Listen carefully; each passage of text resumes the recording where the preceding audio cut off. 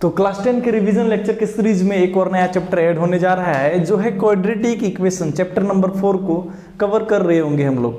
तो इस revision lecture में हम लोग बेसिकली क्या कवर करते हैं, तो वो हर एक टॉपिक चैप्टर का जो एग्जाम के पॉइंट ऑफ व्यू से इंपॉर्टेंट होता है उसको हम लोग विद इन 20 मिनट्स कवर कर रहे होते हैं। तो इस रिवीजन लेक्चर को फटाफट करते हैं शुरुआत बिना किसी बात, क्योंकि पूरा चैप्टर पे भी करना है बात। Then let's start. तो सबसे पहले हम लोग समझेंगे क्वाड्रेटिक इक्वेशन बोलते किसको हैं, what do you mean by quadratic equation.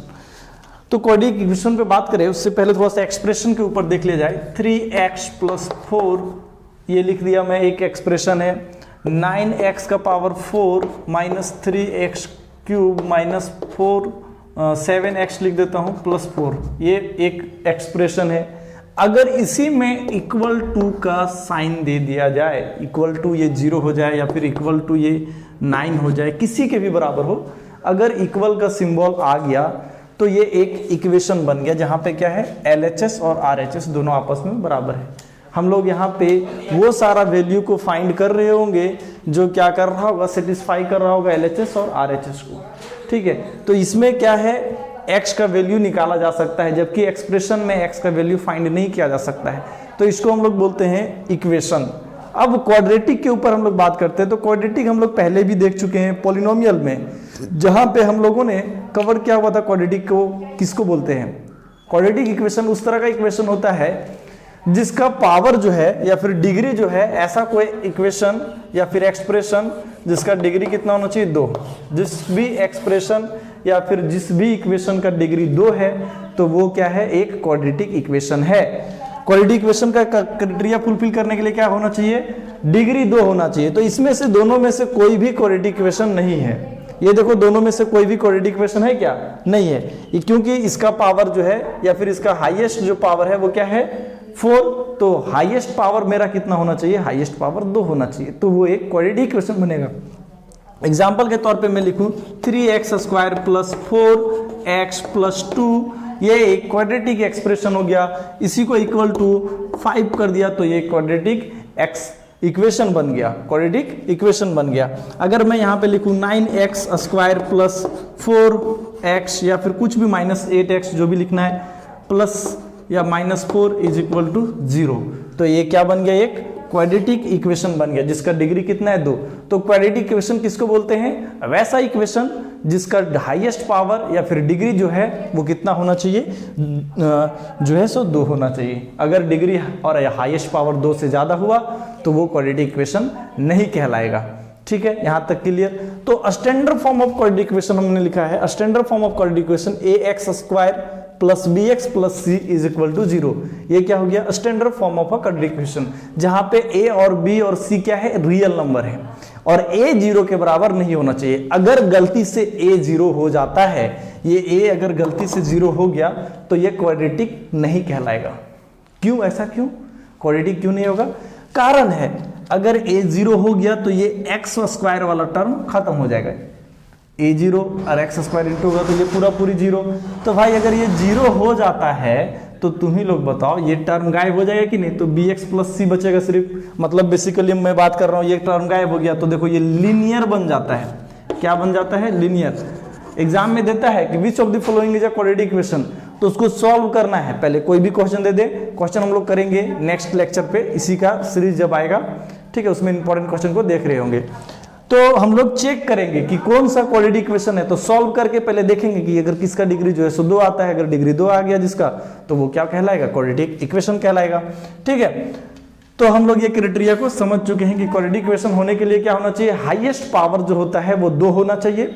ठीक है, और क्या होना चाहिए बाबू, ए अगर हम लोग मान लो इस तरह का स्टैंडर्ड फॉर्म में लिखते हैं क्वाड्रेटिक इक्वेशन को, तो उसमें जो पहला टर्म है या फिर x² वाला जो कोफिशिएंट है वो 0 के बराबर नहीं होना चाहिए। अगर x² का कोफिशिएंट 0 हो जाता है तो वो क्वाड्रेटिक इक्वेशन नहीं कहलाएगा। ठीक है, अब हम लोग देखेंगे सोल्यूशन, क्वाड्रेटिक इक्वेशन का सोल्यूशन क्या होता है। तो सोल्यूशन कहने का मतलब हम लोग x का वो वैल्यू फाइंड करेंगे यहाँ पे जो इस इक्वेशन को सेटिस्फाई कर रहा होगा, मतलब x का हर एक वो वैल्यू जिसको रखने पे 9 आ जाए। ठीक है, तो x का वो वैल्यू को फाइंड कर रहे होंगे जो क्या कर रहा होगा, LHS और RHS को बराबर कर रहा होगा, तो उसको हम लोग सोल्यूशन बोलते हैं। तो वही चीज लिखे, सोल्यूशन का बात करेंगे तो हम लोग बोलेंगे कि x का वो वैल्यू जो इक्वेशन को सेटिस्फाई करे, मतलब LHS और RHS को बराबर कर दे, तो हम लोग उसको क्या बोलते हैं, इक्वेशन, सॉल्यूशन, उसको क्या बोला जाता है, सॉल्यूशन। तो वही सॉल्यूशन में से कुछ ऐसा भी होगा, ठीक है, कुछ ऐसा होगा जो क्या कर रहा होगा, रखने पे उस इक्वेशन को जीरो के बराबर कर देता होगा, ठीक ना। तो वही चीज लिखा हूं कि अगर मान लेता है एक रियल नंबर अल्फा, क्या माने हमने, रियल नंबर एक अल्फा मान रहा हूं, वो अल्फा जो है रूट कहलाएगा या फिर जीरोज कहलाएगा। जीरोज या फिर रूट हम लोग किसको बोलते हैं, पॉलिनोमियल में डिस्कस किए हुए थे। तो जीरोज और रूट उसको बोला जाता है जिसको रखने पे वो पूरा इक्वेशन किसके बराबर हो जाना चाहिए, जीरो के बराबर होना चाहिए। अगर ऐसा होता है तो उसको क्या बोला जाता है, उसका रूट या फिर जीरो। तो वही लिखे कि a real number alpha is said to be the root of और zeros of a quadratic equation. इस तरह का कोई क्वाड्रेटिक इक्वेशन दिया हुआ है ax square plus bx plus c, इसका जीरो कहलाएगा अगर यहां पे x के जगह पे अल्फा रख दिया जाए और उसका वैल्यू जो है सो कितना के बराबर आ जाना चाहिए, जीरो के बराबर, ठीक है। तो x का वो वैल्यू जिसको x पे रखने पे या फिर इक्वेशन पे रखने पे वो कितना के बराबर हो जाना चाहिए, जीरो के बराबर। तो उसको हम लोग क्या बोलते हैं, जीरोज ऑफ द इक्वेशन और रूट्स ऑफ द इक्वेशन, ठीक है। इसके ऊपर हम लोग बात किए हुए थे पॉलिनोमियल में एक और चीज कि कितना जीरोज हो सकता है या फिर किसी भी इक्वेशन का कितना रूट हो सकता है। तो उसके लिए हम लोग बात करते हैं डिग्री के ऊपर। डिग्री मतलब हाईएस्ट पावर। तो अगर हाईएस्ट पावर 4 है तो उसका जीरोज कितना बनेगा, उसका रूट कितना बनेगा, 4, ठीक ना। तो 4 ठो ऐसा पॉइंट मिल रहा होगा जिस पे इक्वेशन का वैल्यू जीरो आएगा, ठीक है। इसी तरह से अगर हम लोग देखें कि इक्वेशन का हाईएस्ट पावर जो है 3 है, जिसको हम लोग क्यूबिक बोलते हैं, तो उसका पावर 3 हो गया हाईएस्ट पावर, तो उसका जीरोज कितना बनेगा, उसका जीरोज जो बनेगा वो 3 बनेगा। 3 ऐसा पॉइंट आ रहा होगा जहां पे उसका वैल्यू जो है, पूरा इक्वेशन का वैल्यू क्या हो रहा होगा, जीरो के बराबर हो रहा होगा, ठीक है। अब अगर हम लोग बात करें कि अगर क्वाड्रेटिक इक्वेशन है, क्वाड्रेटिक इक्वेशन मतलब जिसका हाईएस्ट पावर कितना है 2, तो उसका डिग्री 2।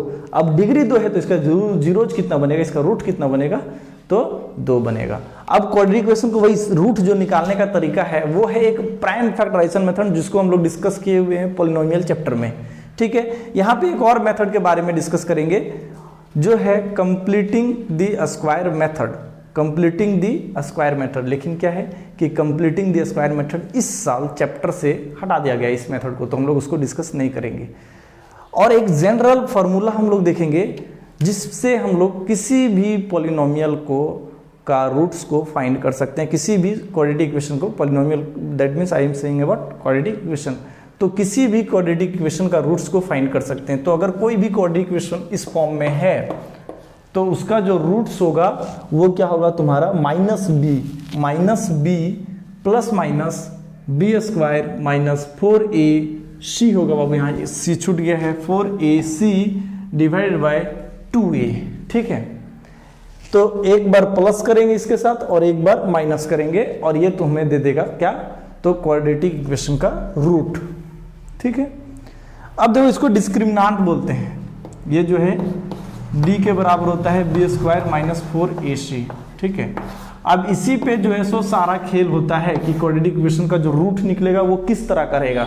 नेचर, यहाँ से सवाल आता है एग्जाम में कि क्वाड्रेटिक इक्वेशन का रूट्स क्या क्या बनेगा, नेचर कैसा बनता है, क्वाड्रेटिक इक्वेशन का रूट्स का नेचर क्या रहेगा, रियल रहेगा, अलग रहेगा, सेम रहेगा, क्या रहेगा, ठीक ना। तो देखो ये अगर 1 से बड़ा हो गया, डिस्क्रिमिनांट इज ग्रेटर देन 1, ठीक ना, डिस्क्रिमिनांट इज ग्रेटर देन 1, अगर ये 1 से बड़ा हो गया, मतलब ये रूट वाला पार्ट 1 से बड़ा हो गया, ठीक ना, तो उस केस में हम लोग को 2 डिफरेंट रूट्स मिलेगा। ये पूरी रूट अंडर जो है वो ग्रेटर देन 1 हो गया, तो उस केस में हम लोग को क्या मिल रहा होगा, रूट, डिफरेंट रूट मिलेगा। अगर ये जो है डिस्क्रिमिनांट या फिर हम लोग बोले minus b square minus 4ac अगर क्या हो रहा है, 0 के बराबर हो रहा होगा, तो हम लोग बोलेंगे कि सेम रूट्स मिलता है, एक ही रूट मिलेगा। अगर दोनों रूट को देखेंगे तो सेम होगा, 2 है तो दोनों 2 होगा, 2 अगर 4 है तो दोनों 4 होगा, 10 है तो दोनों 10 होगा, ठीक है। बात समझ में आ गया होगा। अब अगर देखें तो if b square minus 4ac is less than 0, ठीक ना, लेस देन 0, देन इसका जो रूट होगा वो क्या होगा तुम्हारा, रियल नहीं होगा, इमेजिनरी रूट आ जाएगा। बोलो क्यों? क्योंकि देखो अगर ये 0 से कम मतलब नेगेटिव, तो रूट अंडर नेगेटिव नंबर जाता है तो उसके बारे में भी हम लोग नहीं पढ़े, वो कॉम्प्लेक्स नंबर में पढ़ेंगे हम लोग, वो इमेजिनरी नंबर कहलाता है। रूट अंडर नेगेटिव जो है हम लोग अभी तक पढ़े नहीं है क्लास 10 में, तो वो इमेजिनरी रूट देगा, तो इसका रूट निकालना मुश्किल है। तो यहाँ से जो है सो के का वैल्यू वगैरह फाइंड करने के लिए दिया जाता है कि अगर दो रूट सेम है तो इस केस में हम लोग क्या देखेंगे, तो इसी को उठाएंगे और सॉल्व करना शुरू करेंगे। ये कितना के बराबर हो गया, 0 के बराबर। यहाँ पे बी एस के जगह पे के वगैरह दे दिया जाएगा, तो हम लोग आसानी से क्वेश्चन करेंगे उस समय बना सकते हैं, ठीक है। तो क्वाड्रेटिक इक्वेशन इसी तरह से खत्म हो चुका है। तो मिलते हैं नेक्स्ट वीडियो में, तब तक क्या करना है भाई, अपने दोस्तों के साथ इस चैनल के बारे में बताओ, उन लोगों को थोड़ा जागरूक करो यार। क्वाड्रेटिक इक्वेशन को कवर कर चुके हैं 10 मिनट में, ऐसा कोई चैनल आया हुआ है जो चैप्टर को विद इन 10 to 20 मिनट्स में कवर कर देता है और एग्जाम के पॉइंट ऑफ व्यू से हर एक टॉपिक्स को कवर कर लिया जो इंपॉर्टेंट है। अब जो है बारीक क्वेश्चन करने का, तो हम लोग आने वाली वीडियो में देख रहे होंगे इस चैप्टर से रिलेटेड क्वेश्चन। तो देखना है तो भाई क्या करना है, वो समझदार हो, दबा देना है घंटी उंटी जो भी है, ठीक है। तो मिलते हैं नेक्स्ट वीडियो में, तब तक के लिए वंदे मातरम।